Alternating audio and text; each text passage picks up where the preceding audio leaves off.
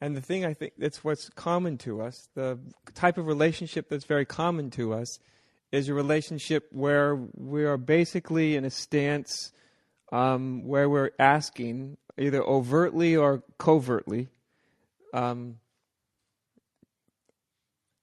do I feel better? How do I feel better? Because we're all hooked up to prefer to feel better, are we not? I mean, biologically, every being, every organism, if given the choice, is going to choose to feel better, unless it's nuts. Right? Unless something's gone, very wrong in its wiring, it's going to prefer to feel better than worse. And so everybody has that in them. Everybody would like to feel good.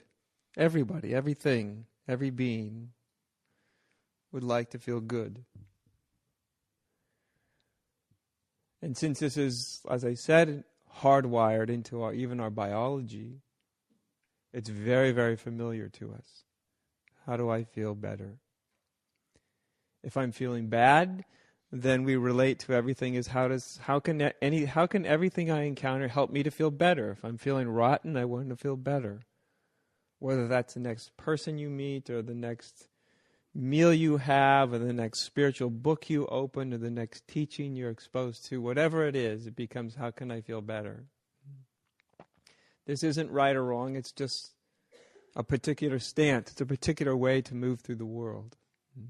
It's a common way. It's what we see all around us, is it not? Human beings desperately trying to feel better. Just feel better. And of course, the idea that comes along with wanting to feel better is enlightenment is going to help me to feel really, really much, much better.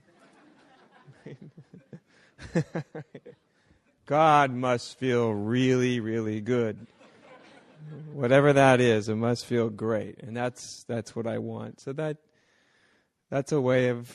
So we relate to the whole idea of enlightenment or reality, call it what you will.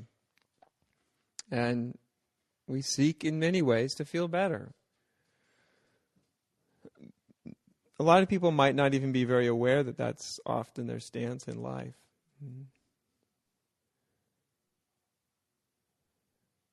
So it's common to us. Like I said, it's hardwired into our system. Liking to feel good. So that's reasonable. Makes sense, does it not? Maybe if I come here to this retreat with this funny little man, maybe something here will be able to help me to feel better. That may not be true for everybody. I don't imagine it is true for everybody, actually. But it's a common way you could be here.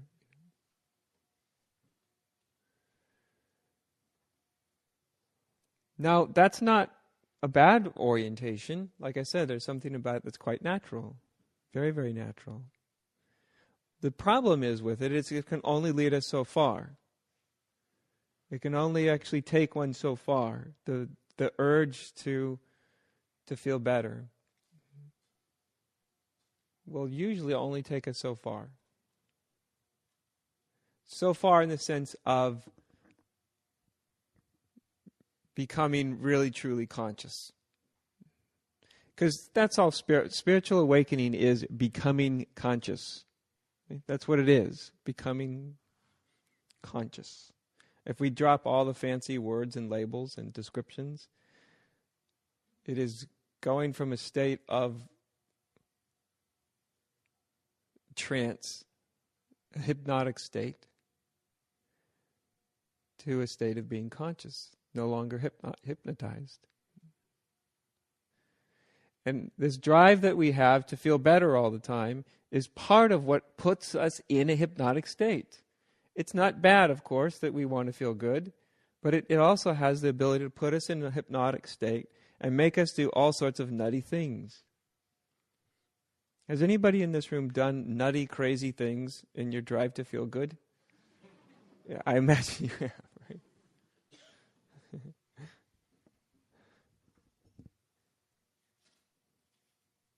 Just remember, high school, college, all the funny things you did to feel good. So that's a drive. And even wanting to feel good can actually help make you quite conscious. That drive can be and is very, very useful to anybody, to everybody. Because really it doesn't feel good to be unconscious. It doesn't feel good for long. For a while, it can feel very, very good. It can feel very good to be asleep at the wheel. Right? It can feel great. You can feel really good to be really deluded, That's the problem with delusion. If it felt bad all the time, well, then no one would get hoodwinked by it, would they? Do you know? But sometimes it feels pretty darn good, doesn't it? Even in a twisted way. You get a moment of revenge. You feel good. Right? Admit it. It feels good. Depending on how conscious you are, it may feel good for only a split instant, or it may feel good for a really, really long time. But there's an element that you feel really good. Even something that's, even something as silly as revenge. Illusion can feel good. That's why it's hypnotic. Being appreciated feels good, does it not? Someone coming up and saying, wow, I really like the way you did that. Wow, it's really wonderful. You're an extraordinary human being, by the way. Just wanted to let you know. It feels good, does it not? Right? And it's a perfectly fine thing to do. It's a perfectly fine thing to do. And it's perfectly fine to feel good about it, I suppose. But there's another side to it, is there not? We get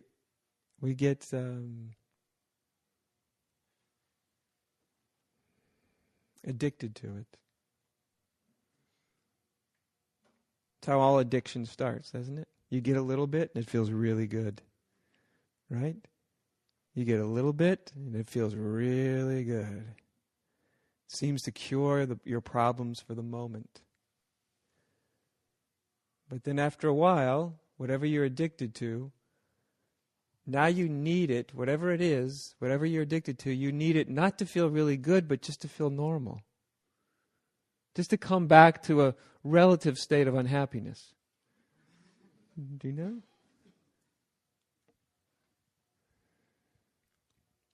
So the desire to feel good, the desire to be happy, can actually, as in the examples I've just used, can help lead us into certain trance states, addiction to certain emotional states. But also, if you keep with it, if you really push it far, you'll start to realize that those trance states don't really feel good. Even that doesn't work. That to be addicted to even something like approval, appreciation, or love, or what are some of the other things we're addicted to growing up? Not substances necessarily. I'm talking about like emotional things, right? Recognition, success. You could go on and on, couldn't you? If you look back on your life, and you could spot relatively easily with a little bit of reflection what you became emotionally, psychologically addicted to. What kind of emotional states you became addicted to, that you get very nervous, unsettled when you don't get your drug of choice. Right? When you don't get enough respect, you don't get enough love, you don't get enough approval, you don't get enough. One could go on and on, couldn't we? And again, it's not that any of those things are wrong. They're nice. They're nice. But to be addicted to them isn't so nice, is it? Not so nice at all. So, it's one way that we approach our lives, approach our own experience in any given moment. And the drive, the desire that eventually turns into a demand to feel good, becomes its own addiction.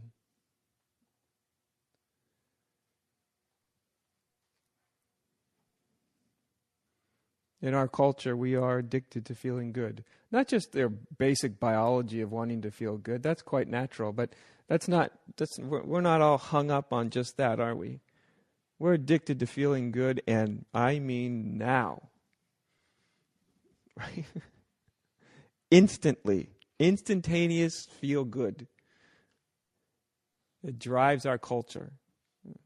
It literally drives our culture. It certainly drives our economy. If anything that I'm saying ever caught on a mass appeal, the whole country would go down the tube. You see? Because half the people would lose their jobs, and happiness would not be good for the economy, I can guarantee you that.